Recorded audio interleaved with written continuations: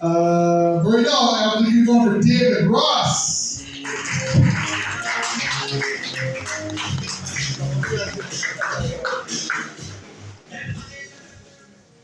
Hi, everybody. If you're in a good mood, just say, ow! Ow! Okay. Thank you for the comments last week that gave me a welcome back. I've been gone for a while. I think it's so cool that we can talk about anything at open mic. So, have patience with this one. You know, a lot of times when you come in here or somewhere else and you hear like God and Jesus and church people, a lot of times it's accompanied by a swear word or a lewd comment. But to tell you the truth, I had to apologize to them. Yeah. I held on to my role as a youth pastor just for the jokes. So let me tell you what happened the first time I started visiting guys in lockup.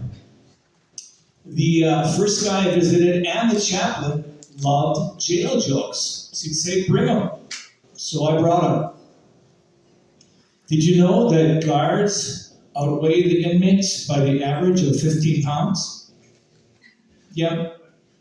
The pros outweigh the cons. If you've been in that situation, my heart's out to you, I'm here for you. Anyway, what do you call a criminal landing an airplane? Condescending. Did you know that a guy broke his wife out of prison? Living proof he would never let her finish a sentence.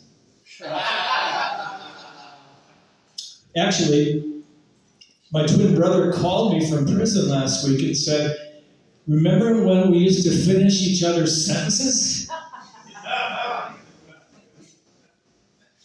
I used to tell the chaplain this one. He loved this one. He always passed it on. So I was working with a troubled young man one day, and he said, would you pray for my hearing? I said, sure.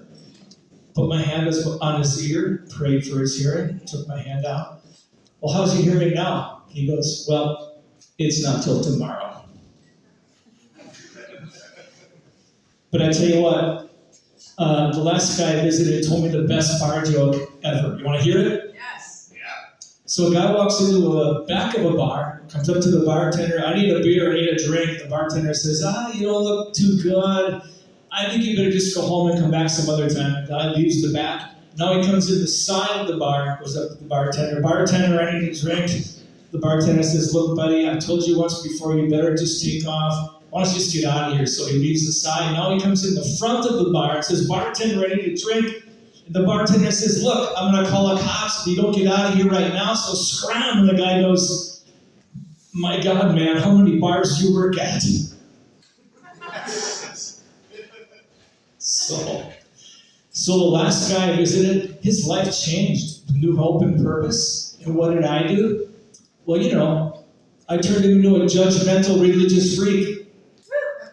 No, I didn't do that. God touched his heart. We had this joke between us. He would say, I can't thank you enough. I can't thank you enough. So I would just say, sure you can. Keep going. Go ahead. So he would just keep thanking. So I prayed for him. I'll pray for you, God. Remove all the religious, icky stereotypes. Touch the heart of someone who's really going through it tonight. In Jesus' name. Thank you so much.